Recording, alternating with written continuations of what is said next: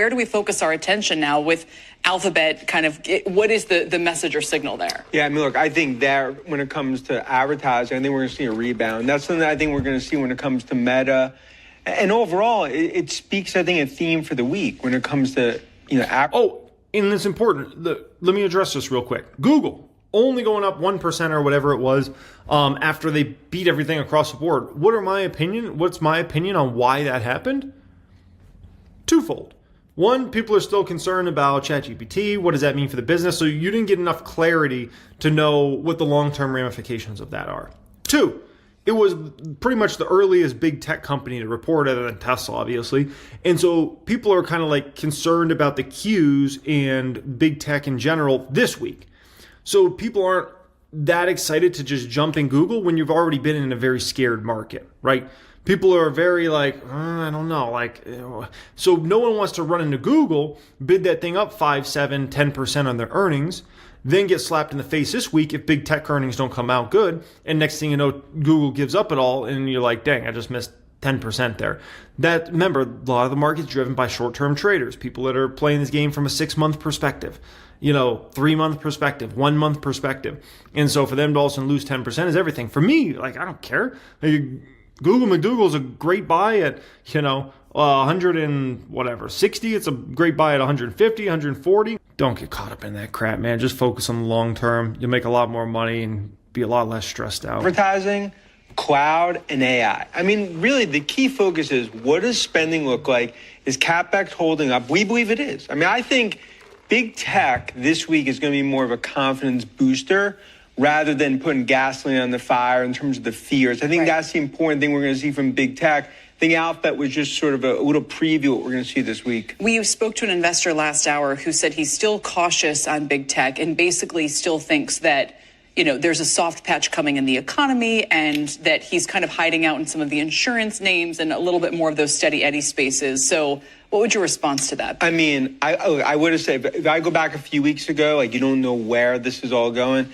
I can tell you from all of our survey work and everything we've seen in the field, AI spend holding up like Rock of Gibraltar. When it comes to the cloud, in terms of overall spend, I think there's parts where it's actually accelerating. Now, look, uncertainty is there. And that's definitely going to create, in terms of guidance, huge sort of goalposts that they give. But big tech, even though tariffs, it's not stopping the AI revolution. Well, this is exactly what I've been telling everybody this, last year I told them, get ready. Everybody's going to spend even more money next year. The issue you're going to have with this spending is next year, 2026. It's always been the issue. I'm thinking there's a decent probability that companies are going to slow that rate of growth massively, as in flatline it. Maybe some companies might even decrease slightly. That's a huge deal because that's going to create a big wave worry kind of around NVIDIA. And that's why NVIDIA is having trouble really getting that stock going. I mean, you're looking at NVIDIA. NVIDIA is 107 or so. And it's you remember back last summer, NVIDIA was 150 plus, was it not? Right? And, NVIDIA just can't get out of its own way. It's 108. Literally, last summer, that stock was pushing 150 plus. And, it's just been tough sledding. And it's going to remain tough sledding, as I've told people a million times in regards to that company, because the worries around what does spend look like next year. And then what does that mean for NVIDIA's numbers, right? Then you add on AMD, obviously ramping up chip production in a massive way. With the MI350s, I mean, that's a huge deal. And then next year at the MI400 was notable over the weekend. We always talk about how people kind of gathering their thoughts over the weekend. And Michael Darda, who's a kind of a macro strategist and economist, but he'll make tactical market calls. And he said he's experienced what I've experienced, which is AI has gotten so much better over the past year. I would talk about, I now use it all the time. In the past, it was more just kind of a goofy tool. It just wasn't as good. And he said, I'm changing my investment thesis from bearish on tech to bullish on tech and on the AI pieces of it, literally as a result. Because he's like, I now see how this is going to bear fruit. Yeah, and I think what he's talking about is what enterprises are seeing. And that's why, we've talked about in our survey work, they can't all of a sudden just halt projects. Yeah, exactly. Because then you're at the back of the line. And I think when it comes to Microsoft, when it comes to Amazon, especially on the AWS piece, when it comes to what we're going to see, in terms of Meta from an advertising perspective, it's all about this AI revolution. And even though tariffs has created massive uncertainty, we'll see that when it comes to Apple in terms of, from a production perspective, software, that's a safety blanket. Hyperscalers, the spending is going to be there. And I think that's really going to be a big theme this week for big tech. And so for me, for AMD, let's talk about AMD. The fact that I believe, and I've explained this many times, but I just want to explain it again to folks. For AMD, in regards to my belief that a lot of these big tech companies are going to hardly increase budgets in 2026, they're going to probably flatline it or so. Does that mean not good things for AMD? The answer is no. Like, AMD is still going to be just fine in regards to that, because they're a very small piece of the AI market, and they're a growing piece into that market massively over this next several years. And so AMD is going to be growing regardless. Now, you could say, maybe this means tougher numbers for NVIDIA, or very slow growth rates for 2026, 2027. And that's what I've talked about this whole time. That's definitely a very realistic possibility. But in terms of AMD is going to be growing, in my opinion, at a very strong clip, not only this year, but next year, 2027, 2028, regardless of kind of where budgets go in the short term, on a year-to-year basis. Alrighty, next one up here, FreightWaves. Looking forward to hearing from him. Joins us now. Craig, great to see you. We've heard of the reports of just people not ordering anymore, companies not ordering anymore, cargo ships being stranded. How bad is it right now? Well, it's about to get much, much worse. So certainly it's true that companies have canceled orders. A lot of these orders they had in place up to a year. And so they were certainly expecting some level of tariffs, but not what we've seen right now. So most people expected we would see, up to about 20% tariffs on China. Now we're looking at something that's completely different. In fact, the margins just don't make sense for them to import because they're looking at a potential 145% tariff. So there's been a lot of cancellation of voyages to the United States, and the amount of freight that we're expecting over the next 2 weeks to drop off in a year-over-year basis is down 35% in terms of imports. And this is going to show up in the domestic economy pretty soon. We're about anywhere from 2 to 4 weeks out of seeing the trucking industry lose an enormous amount of its volume, probably around 6% of total trucking volume around the United States is actually going to drop off simply because we don't have the import activity happening. Mm-hmm. And then, of course, there's you know what I think about when I think about that? I think about that brings inflation even more further down, because at the end of the day, I wouldn't want to be in the trucking industry if volumes are going down like that, because it's going to get even more competitive. In the trucking industry, honestly, I would say for the last, really since 2023 has been brutal. Trucking industry has been very brutal. It's gotten a little better in the past year and a half because fuel prices coming down, but it's been in kind of a brutal spot. Trucking industry was on fire, really from the back half of 2020 into 2021 and into 2022. But geez, now with, in 2022, they started getting hit with fuel prices kind of being an issue, but it wasn't really volumes. And then 2023 was kind of tougher, certainly for the trucking industry. Prices started to come down massively in regards to what they could charge. Then 2024 was kind of like stabilization a little bit, but then also helped by fuel prices.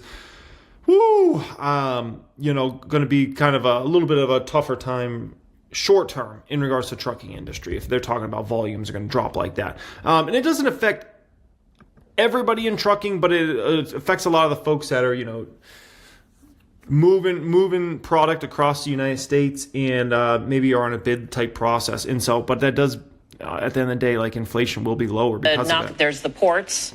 And then you're FreightWaves, so you're focused on sort of the cargo aspect of it. But then, of course, the ripple effect is into the stores, into the businesses where there will be layoffs as well. Yeah, there's 500,000 people that work in logistics in Southern California alone. There's 9 million people that work across the country in logistics. And all of these jobs are going to be impacted in some way by the slowdown in import activity. And so we're expecting there to be mass layoffs in the logistics industry. And also, as Apollo reported, this is going to show up and impact retailers. Retailers are simply not taking inventory of products that they have pre-ordered, and they're certainly not ordering new products. And we will see inventory stock out sometime in late summer, probably as early as late June, but certainly in July and August. And I think most consumers will notice it when they go to purchase their back to school items. Okay, that gentleman was talking about mass layoffs in the industry. Do I think there's going to be mass layoffs? The answer is, in the short term, no. Longer term, we'll see. Or medium term, we can call, we'll see. And here's why. If you're running these sort of logistics companies, the last thing you want is to make a drastic decision because volumes are down short term. You lay off a bunch of your employees, right? And keep in mind, these companies usually do not run fat. They usually run very lean because they don't have the sort of margins in this industry, in the logistics industry, in the trucking industry, anything in relation to this. They don't usually have the sort of margins to have a fat company. This is not freaking, some Silicon Valley tech company that just gets billions of dollars thrown at them. These companies usually run very tight. But the last thing you want to do is make a drastic change. And then let's say the volumes come right back a month from now or a few months from now. And all of a sudden you laid off, 15% of your workforce, 25% of your workforce. And then the volumes come right back. And then you're in a rough position because then your competitors are going to take market share in that because you're not going to be able to hire back fast enough. It's going to create a whole mess. So until these logistic company, trucking companies are more clear about where demand's going over the next year, they're not going to make drastic changes in the short term. They're going to wait, kind of see, do volumes come back? If volumes don't come back, then that is when they'll go ahead and announce layoffs. And we're cutting 10% of our workforce, 5%, 20%, 30%, whatever the number is. But you got to be more clear. Because otherwise it's going to cost you way more money to lay off a bunch of people, then try to bring some of those people back or all those people. It's a whole mess. And you create a bunch of, obviously, problems in your company, your culture, a bunch of other things. Okay, so it gets messy quick. Hey, I want to thank you so much for watching that clip. I hope you really enjoyed it. What I'm showing you in front of your face right now is 1000xstocks.com. This is such an important website and service to use if you want to research companies, if you want to understand companies on a high level, so you can hopefully get better results in the market. And we know as the years tick on, money compounds. It is so important you research companies, you compare companies, you're listening to conference calls, looking at SEC filings. All that's included into 1000xstocks.com. So to enjoy 1000xstocks.com and to apply for that service, you can go to the description area of this video, or you can go to 1000xstocks.com, whichever you prefer. Results. Joining us right now on What to Expect is Ray Wang. He is Constellation Research founder and chairman. And hi, Ray. Hi, Ray, you own all 7 of the Mag 7. Are you feeling better about any of them these days? It's versus gotten the better. others, As I tell people, we're typically 3 trade deals away from a recovery. But the reason I'm so excited about this is we're basically seeing a doubling of AI intelligence every 7 months. And if we look at Moore's law for 50 years, compute doubled 2 times every 2 years, there's kind of a new law. Let's call it Ray's law. In 2 years, it's 15 times.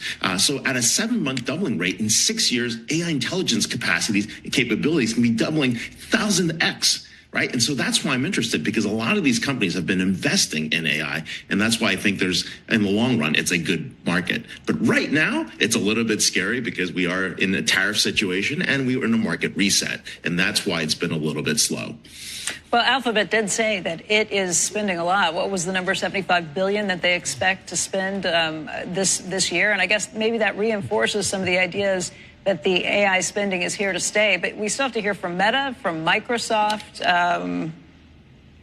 Who am I missing? We got Apple, and we also have Amazon. Amazon, yeah. Yep. So what do you expect to hear from those biggies?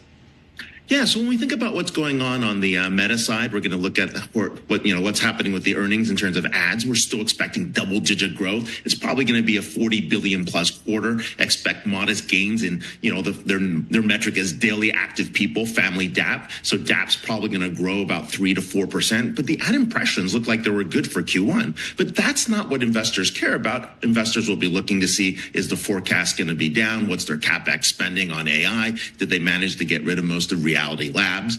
And then on the Microsoft side, it's a little bit different. We're looking to see how Azure is doing. And instead of growing in the 30% numbers, you're going to see it. Before we go further here, we can run numbers on Meta. And you can see, so we have advanced projections on 1000X, and we also have our intermediate projections. We'll just run some intermediate projections. You can see how Meta is going to easily go 1,000 plus in the next, call it year or two. You run very doable numbers for Meta here. So let's say 12% top line, and that's very doable. And let's say, about 15% bottom line, which is definitely very, very doable for Meta here. Now you run that at a PE in the, we can call it, Meta should be trading 12%, that should be easily 25 to, I would say, 35, somewhere in there roughly, right? I mean, you're growing 12% top line, 15% bottom line, which are very doable numbers. 25 to 35 is very fair for you overall, right? So let's adjust these guys here as well. Put that at a 25, and then we'll go 35 here, 35 here, here. And, you can see how Meta is going to be $1,000 plus within the next year or two. It's just so obvious, right? And that's with very modest numbers. I know I have this under bull case. This isn't even a bull case. This is a very base case I have here. A bull case for Meta would be them growing revenue at about a 15% clip, right, on the top line, and then growing earnings per share at about a 20% clip. That would be actual, bull case for Meta. And you can see under a bull case what happens here. We're going way over 1,000 over the next few years, and then we'll start approaching 2,000, right? And that's at a 25 to 35 PE range, which is once again very fair for a company growing at those sorts of clips. So, Meta's on its way to 1,000. It's just the only question for Meta is, do they reach 1,000 in 2026 or 2027? That to me is really the only question. Does Meta hit $1,000 for the first time in 2026 or 2027? Dropped down to 17 to 18%, as we saw with all the other large hyperscalers. The growth rates aren't in the 20s and 30%, so it's down to 17 to 18%. And of course, you're still going to see a pretty good quarter growth that people are looking at about $69 billion in terms for the quarter. And then Apple, of course, everyone's looking to see what the impact of tariffs were. Was there a spike as everybody rushed to buy iPhones before the tariffs were kicking in? Or were they able to continue to grow their services piece, which is the big part? And then, of course, did Amazon take a hit as well because of tariffs and their impact on China? Or did they manage to continue to grow the ad business as well as their cloud business? So I think everyone's looking carefully to see what those forecasts are for Q2. Earnings have come down for a lot of sectors, not for these big tech companies. They have not had much wiggle room at all when it comes to what Wall Street's expecting. Is that okay? Well, they're priced to perfection, and that's part of the problem. And no, I think that's what makes investors nervous. They're not, in all due respect, they're just not. They're just not priced to perfection. They're just not. For instance, we go ahead and take a peek at, we'll pull up Meta, we'll pull up Google McDougal, and we'll pull up, we'll pull up Amazon, okay? Listen, these stocks are not priced to perfection when it comes to this. Meta's at a, barely over a 24 P with double-digit top-line, bottom-line growth. Come on, man. That's not overpriced. That's not priced to perfection. It's not even remotely close. Google McDougal's growing top-line, bottom-line 10% plus, double digits, right? 16 Forward P? Google McDougal? Come on. And then Amazon's at amongst the cheapest Forward P we've ever seen in history. And so this whole notion about they're priced to perfection, they're just not, man. They're just not factually. If we want to take a peek at Apple, and we can do Mr. Softy, Microsoft, and then we can do Tesla. You can see where something's actually richly priced, right? Tesla priced to perfection, yes. Forward P 124, 2-year forward P 80, yes, okay. Tesla's priced to perfection. Microsoft 27, that's very fair. If not undervalued, considering the company's growing double digits, top line, bottom line. Apple's at 27, you can say maybe Apple's priced to perfection or a little rich at least. Okay, fair. But Microsoft, you guys should say nah. And then NVIDIA's not priced to perfection either, just to be quite frank now at this point in time, because the stock hasn't done anything for a year now. NVIDIA's in the 20s now for forward P. That's not priced to perfection. So this notion about, big tech's so expensive or it's priced to perfection, it's just not. It's just not, man. If you go and look to see what other business models are out there, the Mag 7 still have digital business models. They're built on ads and search and services and goods and memberships and subscriptions. And those 6 areas are pretty strong. And some of them do all 6, like Amazon, very well. And others are, you can say, 1 or 2 trick ponies, but they're big ponies. And that's the issue. There must be a pony in there somewhere. Hey, Ray, did you ever sell any of your holdings in these companies, or did you add a lot more to your positions when the stocks came down a lot?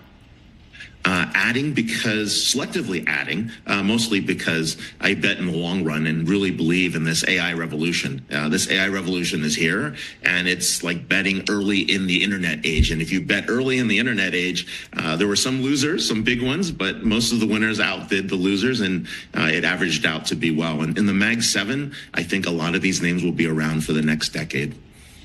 Which names in particular did you add to? Did you do this equally, or do you think you've added? For the next decade, yeah. I mean, at the end of the day, you look at them all, right? We can go through them. I mean, NVIDIA's chips are going to be needed for a long time. Now, you can say NVIDIA's, strong position might slowly get eroded over the next 5-10 years by, Huawei and AMD and companies like that. Like, you could make that argument, right? But at the end of the day, like, NVIDIA's still going to be a chip behemoth, 5 years out, 10 years out, in the 2030s, let's call it. Microsoft, of course, like Microsoft's got such a stable business model, they're going to continue to be a beast in the 2030s, right? Apple's going to continue to be a beast in the 2030s until smartphones are disrupted. Whenever that day comes and smartphones are finally disrupted, which looks like it's not in the 2020s, maybe in the 2030s or 2040s, whenever that day comes, then we can talk about Apple's in trouble, like real trouble, right? But until then, people who's got to break their iPhones and just go get another iPhone and go get another MacBook, right?